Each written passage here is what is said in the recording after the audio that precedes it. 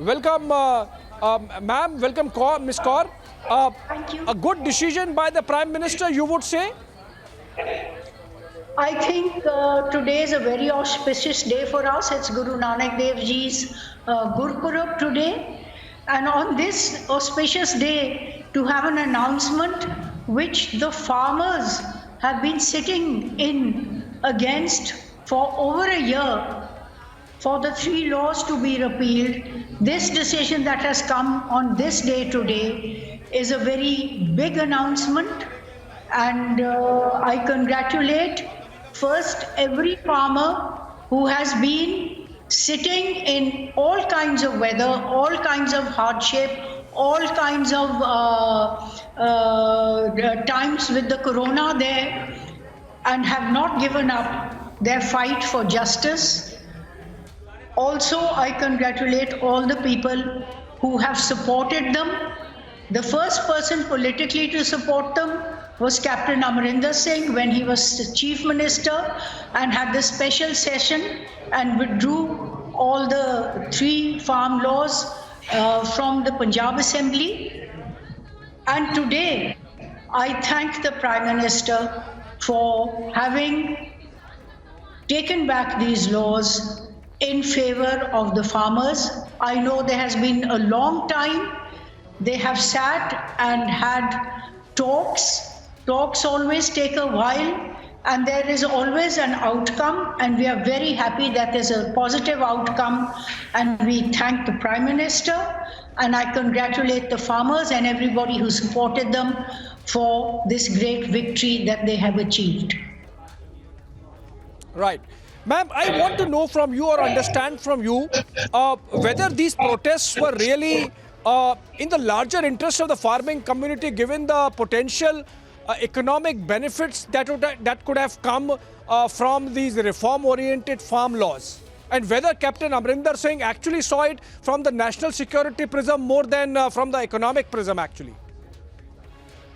Well, I think the first priority would have been the economic background for the farmer himself. But looking at the country, definitely the national security also has played a big part in it. And I think both things go hand in hand. And so today's announcement is a big relief for the farming community and for everybody. Ma'am, but would you agree that irrespective of the motivations, the farmers' protests were becoming a catalyst for anti-India forces to ride on them and to communalize the situation on the ground? And that's why perhaps the government has taken a very prudent decision. Maybe Captain Amarinder Singh can take some credit for it, because he was the first one to see the national security aspect of it, and some would say perhaps he sacrificed his chair for it because the High Command of the Congress party was not able to see it. Would you agree that some anti-India forces were actually trying to take advantage and misuse the farmers' protests for their narrow communal agenda?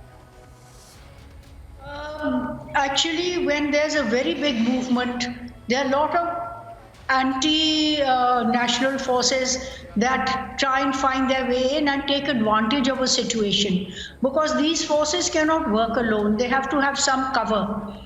This was something that Captain Amarinder Singh constantly, as when he was at the helm of affairs in Punjab, he had input to, and being from an army background, he understood these things, which he kept flagging to the Home Minister, the Prime Minister, and the relevant people. He kept his party high command also in, he kept them apprised of this situation also.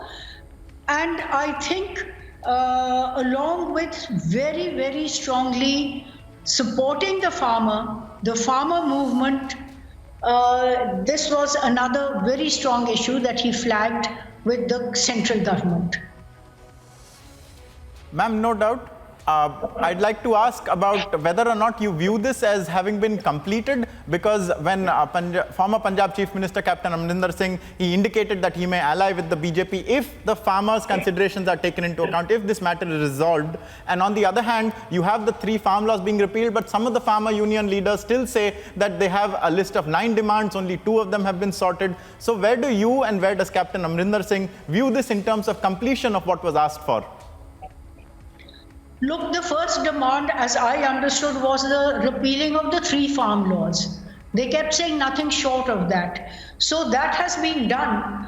And whatever else their problems are, I think they have to sit and talk with the people concerned. And if such a big decision has taken place, I'm sure the Prime Minister, in his wisdom, will see that practically every issue with the farmer is sorted out. Right, ma'am. And where do you see it going from here politically, so to say? Is this then a sign that this is completed? Can talks now begin, maybe with the BJP? I think that's something you have to ask Captain Amrinder Singh and the BJP. He's made his views clear, so let's take it from there with him. Right. Ma'am, and I'd also like to ask you, you see all these political parties there trying to claim credit for it. Some of them are asking how this decision is good, but it's come too late. Where do you view in terms of the government maybe trying to assuage the farmers' concerns for a period and then taking the decision now? Where do you view this in terms of timing? Look, when there is a problem and people sit across a table, it always takes a little time to come to a conclusion.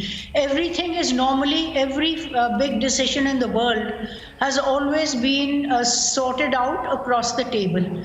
And similarly with the farming problem, I think the credit of this goes to the farmer who has actually sat in waiting for justice himself, with, of course, everybody else who has backed him.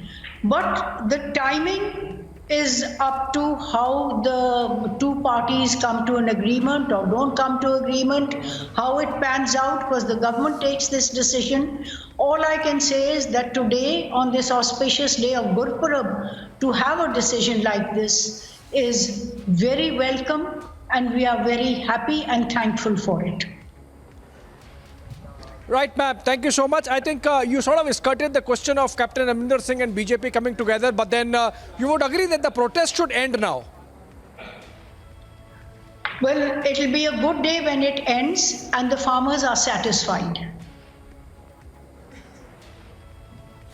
Thank you so much. Thank you so much for joining us.